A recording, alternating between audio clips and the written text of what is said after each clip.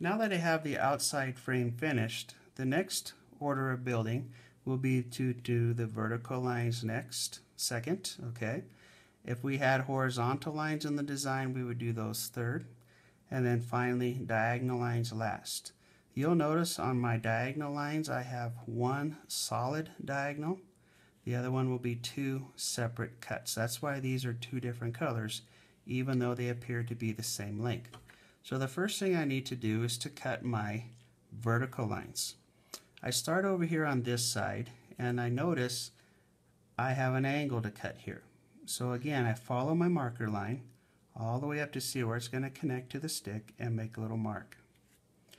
What I would do is take this and lay it on top of the marker line until it makes contact with this stick that's in place, and now make my parallel line. My parallel line is now parallel to the edge it has to touch. So again, line up your blade of your scissors, make that cut straight down toward the table, and now I can set this in place, and notice that's my first angle. Now down below here I have no angles to cut, I just need to mark a parallel line. What makes this different now is that all three of these pieces of wood will be different lengths based on their angles. So now that I've made that cut, or that mark I should say, I'm going to make the cut with the back of my scissors, blade straight down toward the table. I want to put it in place to make sure it fits, and then I'm going to dip both ends in the glue. And at this piece there's no pinning necessary because it is not part of the frame, it is an inside piece. So I am through with my pinning. So we put that piece in place. Again, be sure that it lines up with your line, your marker line, as best possible to keep your design looking good and being strong. Now what we're going to do is the middle one has no angles to be cut, so all I have to do is rest this underneath here. And I'm going to mark my parallel line on top of here. And what we want to do with this middle line here is when you're done making the cut, check to make sure that it fits without forcing it in place. What I mean by that is when I set it in place here, if I have to force it in the middle here, that means that this stick was too long. It could cause this piece here to bow outward, and that's what we're trying to avoid. As you notice, when I set this in place, neither stick moved. So it's okay to go ahead and glue it. If you set it in place and it ends up bowing outward, then if you have to force it in place, you probably want to cut just a little bit more off and trim it by trial and error to make sure you don't take too much off all at once. Again, I'm going to line that up as best I can with my marker line, and now I can move on to my final vertical. So with this one, I move over here. I'm going to mark follow my line up to the stick that's in place. That's this one right here. I mark that edge. I mark this edge down here, and now I can take one of my pieces of wood, and I already have one with an angle already cut on it, and that sometimes you can get lucky that way to have an angle pre-cut from a previous cut. So I'm going to leave that alone because it looks like that's going to fit just fine. But now down here, I make sure that I'm lined up with my marker line. I mark a horizontal line parallel to the edge it's going to touch, and then once again make my cut, blade of the scissors straight down, check it to see how well it fits, and then I can go ahead and glue it in place.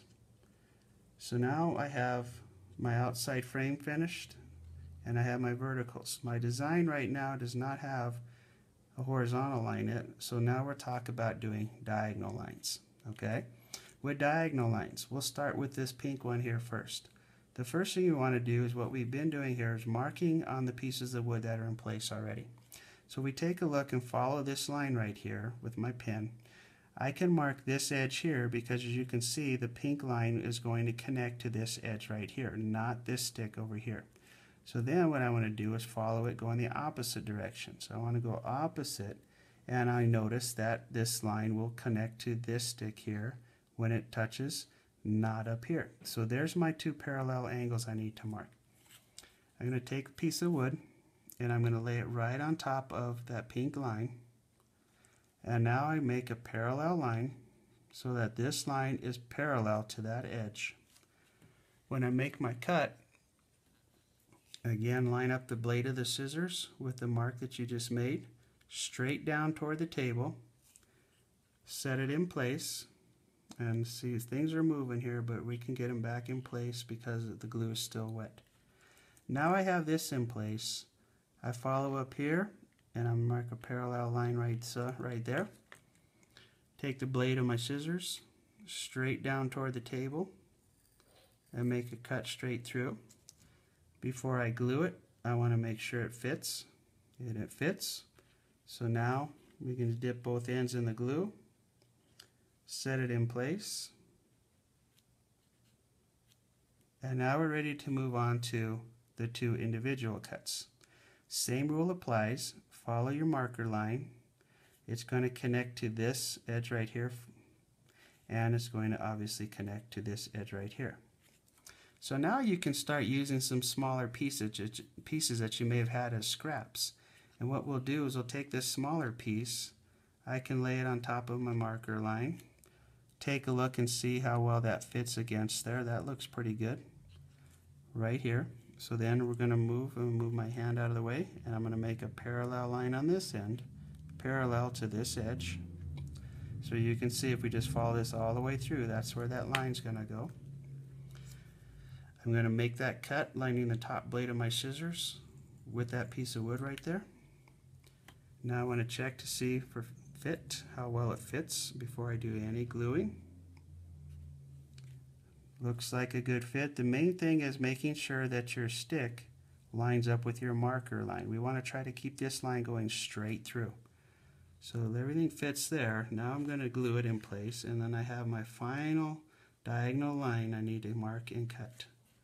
So as I put this in place, making sure it stays on my yellow marker line, and now this next piece should go straight through just like we had it here. We don't want the angles to be different.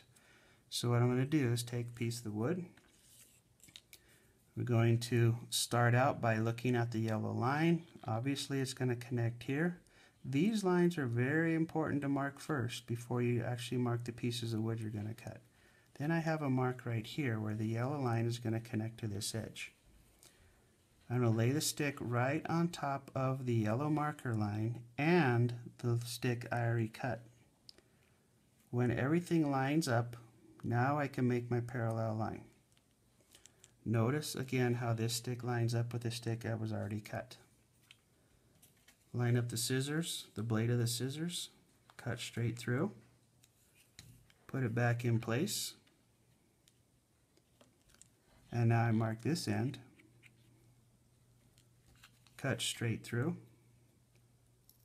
and then I check for fit. Make sure everything fits before I glue it in place.